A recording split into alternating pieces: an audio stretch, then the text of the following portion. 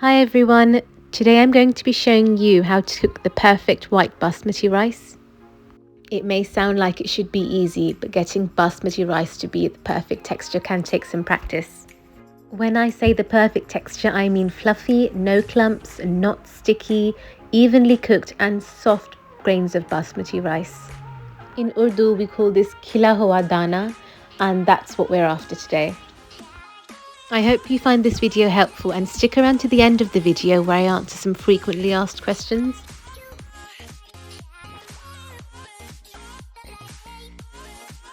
Let's go. So the first thing we're going to do is we're going to wash the basmati rice until the water that's coming out that you can see over there, it runs clear.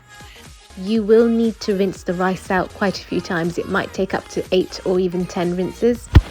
But it's really important that you don't miss this step. This step helps rinse out the starch from the rice, and the starch makes the rice clumpy and it just doesn't work with the texture we want.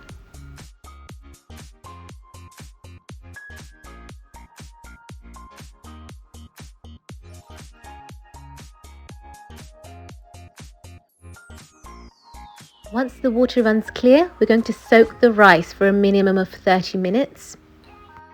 Now that we've prepped the rice, we're going to go on to cooking it. Fill up a cooking pot or a pan with plenty of water. There's no such thing as too much water when you're boiling basmati rice. But if you're looking for a minimum amount, if you've got 1 cup of rice, you need at least 2 cups of water. For every cup of rice that you're cooking, add about half to 1 tablespoon of salt to the water.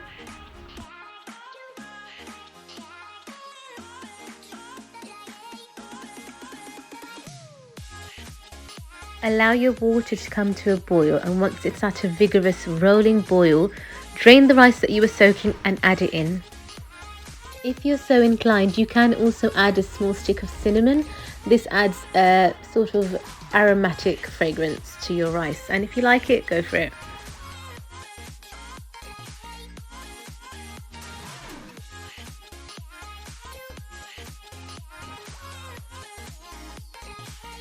Again, bring this to a rolling boil and be very gentle when you're handling this. Use a spatula and use more of a folding motion as opposed to a stirring motion. If you stir this like how you'd stir a curry, or if you're too aggressive, you will break the grains.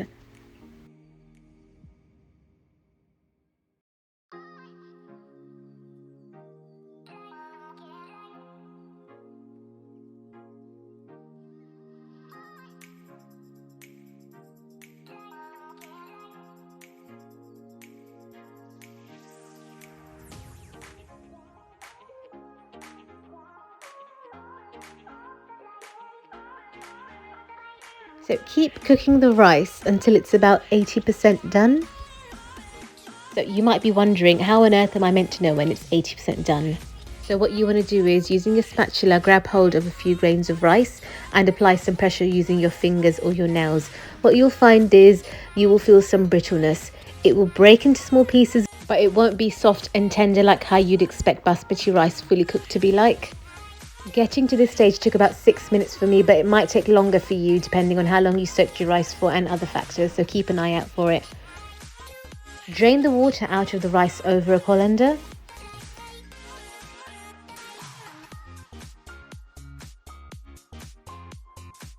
This next step is optional, but I find it adds a really lovely fragrance and flavour to the rice. So in the same vessel that you were cooking the rice in, add about 1 teaspoon of butter or ghee and allow it to just melt over a very low heat. Very, very, very gently add in the rice and fold it in using your spatula to evenly distribute the butter or ghee into the rice. Remember, this is all on a very, very low flame.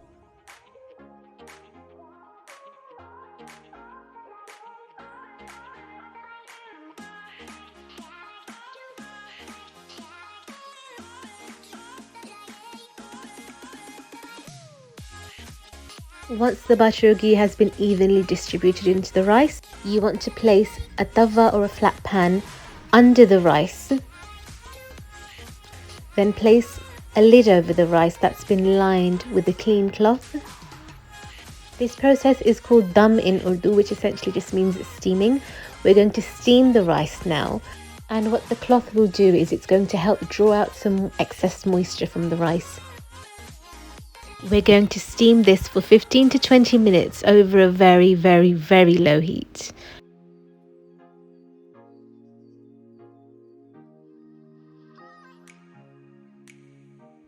Once the 15 to 20 minutes are up, we're going to lift the lid and you're going to very, very carefully, using that spatula, fluff up the rice.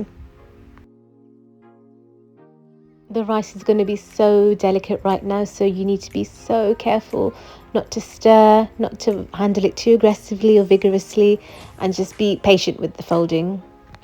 It's also really important that you go in and start fluffing up the rice immediately after the steaming process is done. If you leave the rice to sit without fluffing it up, it will get clumpy. Here's a closer, better look at the rice. Look at how fluffy, soft, evenly cooked and separate those grains are.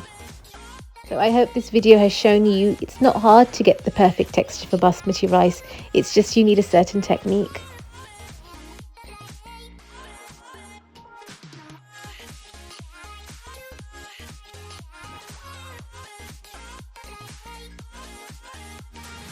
I'm going to go ahead now and answer a few frequently asked questions.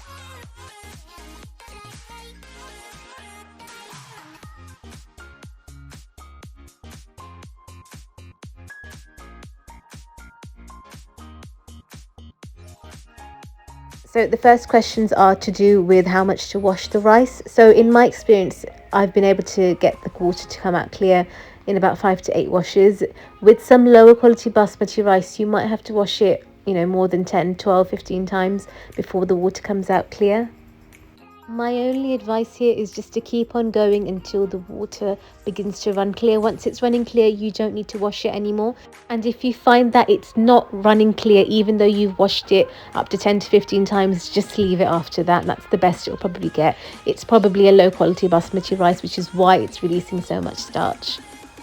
The next question is, what brand rice do you like most? So my favorite brand of rice that I'm currently using is East End Royal Basmati rice.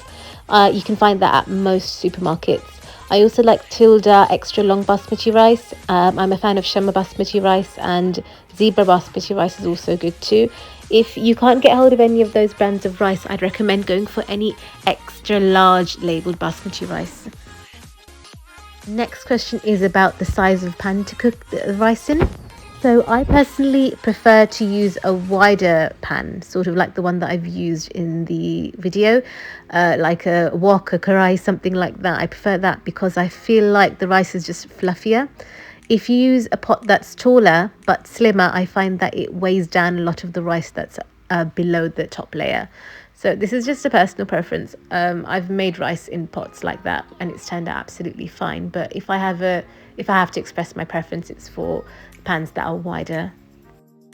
Next question, is it important to get rid of all the starch before cooking the rice? Yes, it is really important. I find this is the most impactful thing that you can do to make your basmati rice the perfect texture. If you don't drain all the starch out, the rice will be clumpy, it won't be as evenly cooked, and it's just not what we're looking for. I've tried to be lazy and not drain it, not soak it, not do all of that, and I've never been happy with the result.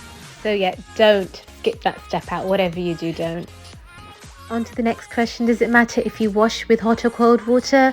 Not really. I have read in the past that you should do it with cold, and I've done it with both, and I personally don't notice a difference. I do find that if you wash it with hot or warm water, you do have to handle it a bit more gently because the rice is more prone to breaking, and that's honestly the only difference I've personally noticed.